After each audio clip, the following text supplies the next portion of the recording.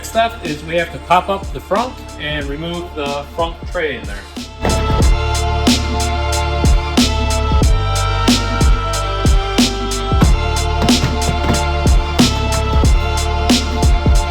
Next step is we have to take these 10mm bolts off. So there is 4 of them.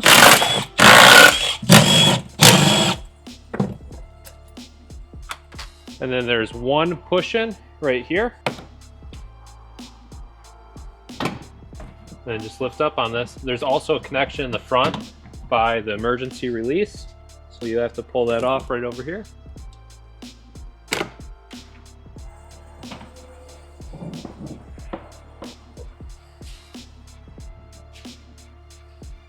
Now it's time to remove the cabin air filter. So there's 2 10 mils on both sides. And get that out of the way. Now we'll take off this filler neck for the wiper fluid. Hopefully yours isn't filled, and hopefully mine isn't filled either. Perfect. We'll go ahead and just put a towel in there to plug it up. All right, now we have access to these 3 13mm bolts up here, which is great. I just want to clear off the space that we have quick access to them, and we'll raise up the vehicle and start on the front suspension. All right, so on the front suspension here, we have to get access to this whole strut tower right here. So you have to remove this pinch bolt here for the upper control arm, and then you have to remove the lower bolt and nut for the lower control arm.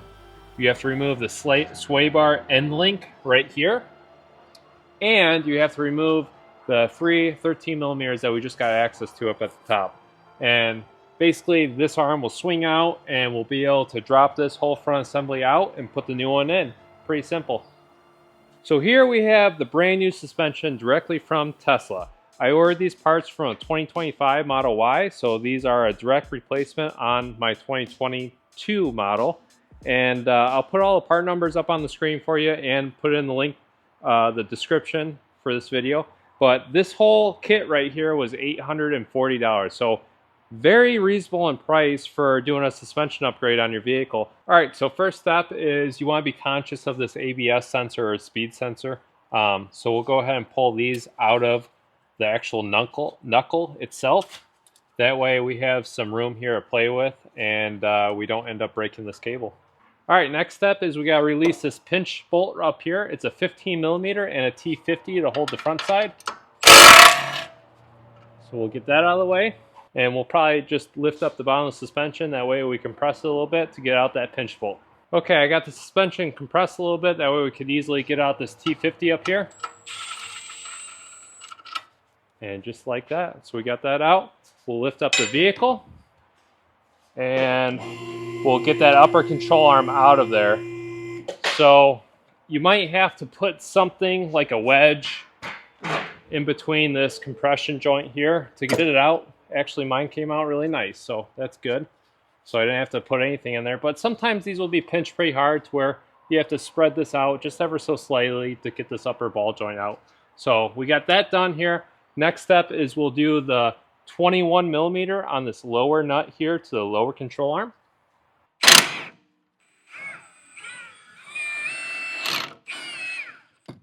All right, next step is we have to remove the sway bar end link here. So it's an 18mm. I usually buzz it loose with an impact. And that gets it all the way out. Sometimes the ball joint on the backside will spin with it. So you have to use like an 18mm wrench and a T40 to hold it. We'll actually end up doing that when we go to tighten this, but just grab a hold of your sway bar right now, and you could pull your sway bar down and pull that end link out of that strut, just like that. A little tech tip for you guys, just keep everything nice and organized. That way everything comes off the vehicle, gets organized in these bins, goes on the vehicle as well when you put it back together. Okay, the next step is we lower down the vehicle. We'll have to get these 3 13mm nuts up top. And we'll just go ahead and loosen them all. And I put one hand on the strut. That way it just doesn't come crashing down on you guys. But those 3 are loose and the strut is dropped down. We'll just go ahead and grab a magnet. That way we get those bolts out of there.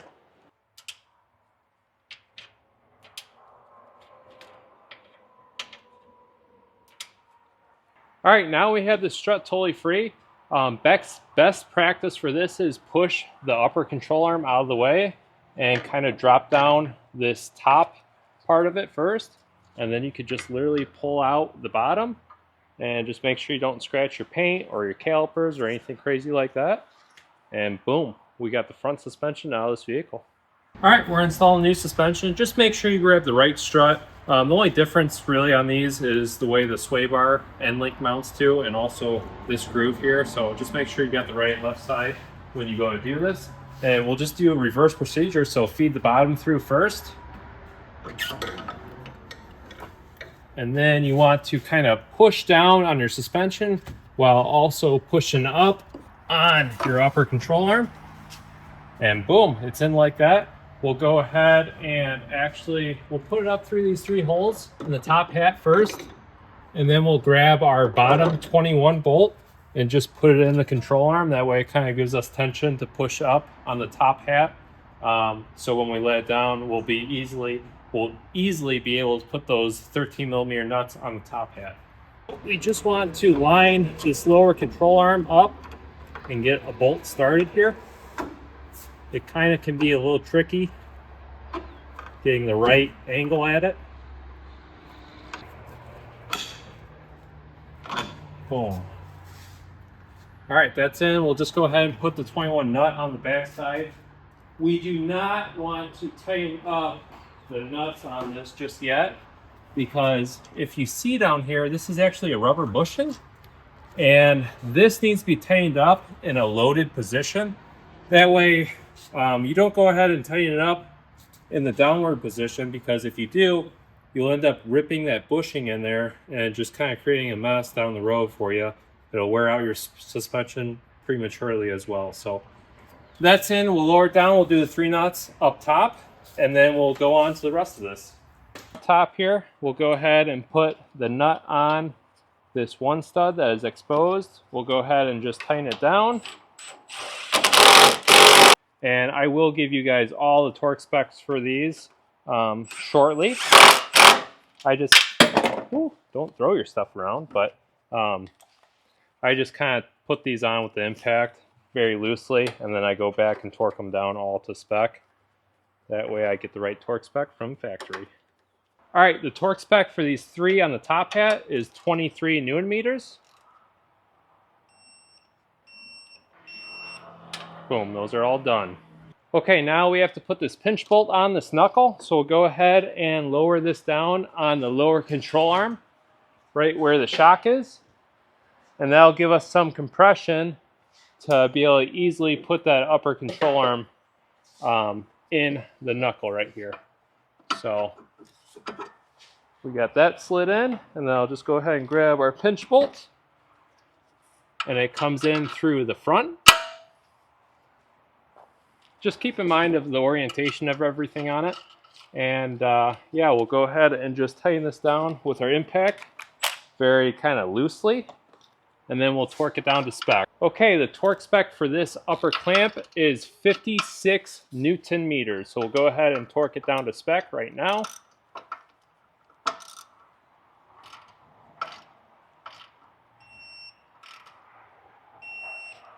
The next step is we'll put on the sway bar end link. Sometimes you may have to grab the sway bar down at the bottom here and pull down to get it in. Ours slid right in. And that is the 18mm nut. And I'll just take my impact and put it on that fashion. And we'll go ahead and torque it down. The torque spec for the end link is 98 Newton meters. So we'll go ahead and do that. And then we'll go ahead and put our ABS sensor back on. So we'll put these in their places.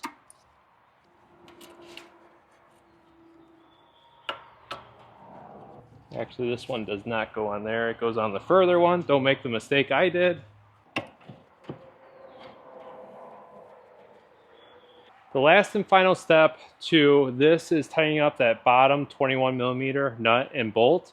And when we tighten this up, it has to be in the loaded position. And from Tesla, the service manual states that it needs to be 461mm from the bottom of the wheel arch to the center of your axle here. So 461 millimeters is what we have to compress this distance to, and then tighten up this 21 bolt down here.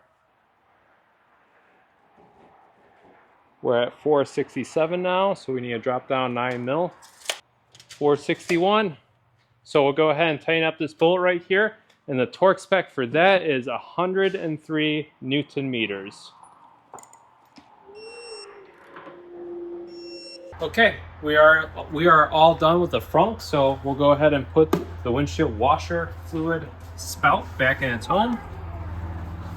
And we'll go ahead and put this little hose back in its spot, just like that. And then we'll do the cabin air filter, and then the frunk, and bolt it all down.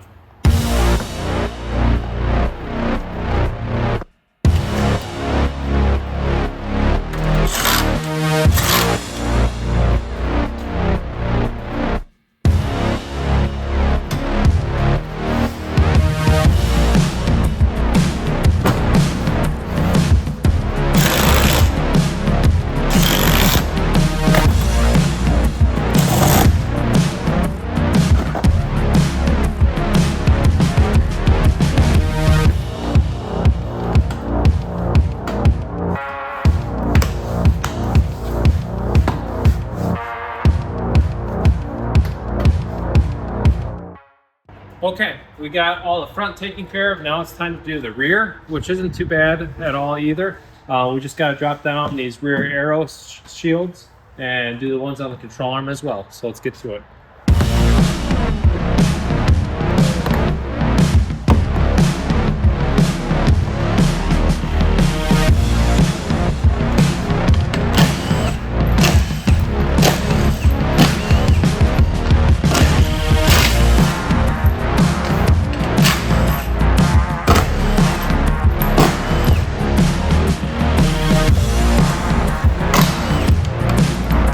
All right, I just took off the front half of it. You don't have to take off this rear half of it, but take off the front and then the two ones that cover the lower control arm. And yeah, to my surprise, we have an oil leak on my Tesla. So have to address that one of these days. But this is the oil pump here, oil filter right here, and there's gear oil inside of it. So this oil pump pumps oil through all the gears in here.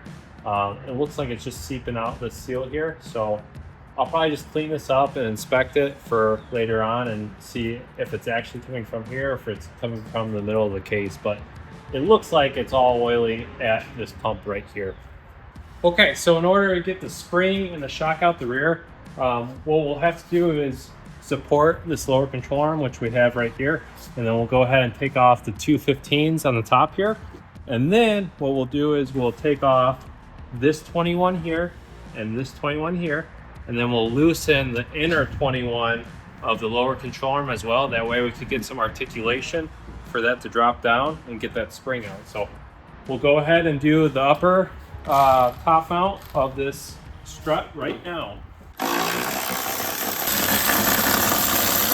Okay, I got those both loosened. I'm pretty sure they're out all the way. Let me just double check. When you go to mount these things, they have little retaining clips on them, so it kind of holds them in place so they don't drop out during assembly purposes at the factory. That's it, but we got those loose. So next step, we'll do the 21s down below.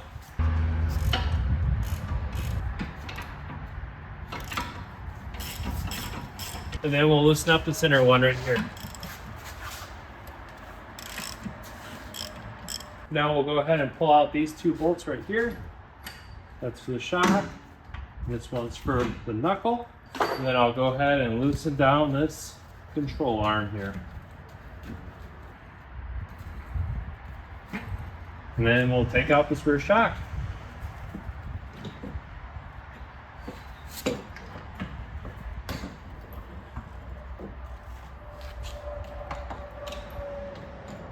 Then the spring also wants to come out with us, so we'll take him out as well. We'll just go up through the top of the wheel well. And out is the spring and the shock. I'm going to lube up my nipples down here.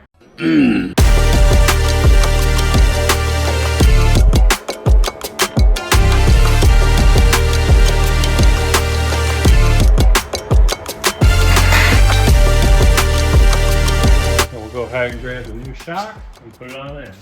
And another thing I want to note to you guys is these are the same part numbers for the left and rear. The only difference that you guys have with these is the part numbers for the front shocks, but the rear are identical for the left and right side. Okay, I put this bottom bolt in and this bottom nut in. Once again, with this suspension, we have to just put it on by hand, and then we'll tighten it once it's in the right position. And I'll just go ahead and raise this up and guide the upper bolts in their spots. And then I'll tighten down the top hat to the torque spec. Top torque spec for these upper 15 millimeter nuts is 41 Newton meters. All right, we raise this lower control arm up so we could fit this bolt in for the knuckle. Boom, just like that. We'll put the nut on. And our next step after this is we'll put this in the normal ride height position and tighten up these 3 lower bolts, which are 115 Newton meters. The measurement for the rear compress is 428 millimeters. So we got that right about where we need to. So we'll go ahead and tighten up the bottom. And the bottom torque spec is 115 Newton meters. So we'll go ahead and pop that in our torque wrench.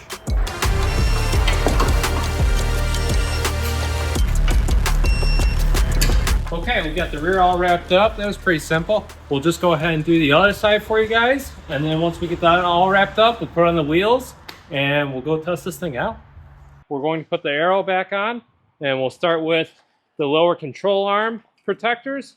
And if you can see on here, it says right hand and the other one says left hand. So don't mess that up. And it's pretty simple. They go right on these bolts right here and then go up in their homes. And then you just use the 10 mil and put it back on. So we'll do this side and then we'll do the other side. And then we'll do the middle.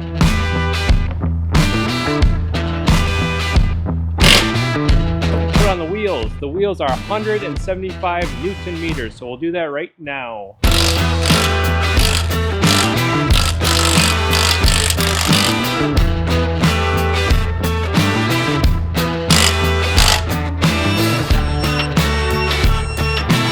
Okay, final step, we'll put the hubcap on. Make sure the tip of the Tesla points towards the valve stem. Otherwise, your wheel might fall off.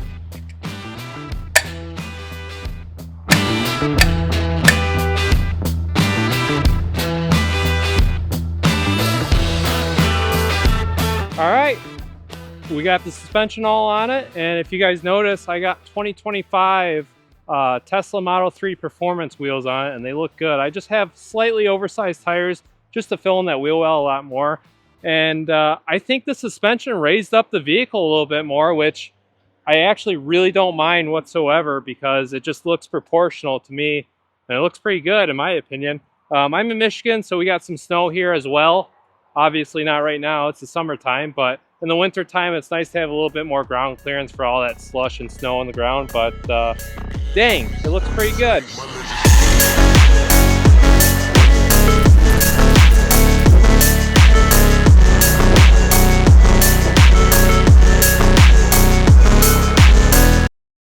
Thanks for watching. We also do have some more Tesla content coming up, so stay tuned, guys.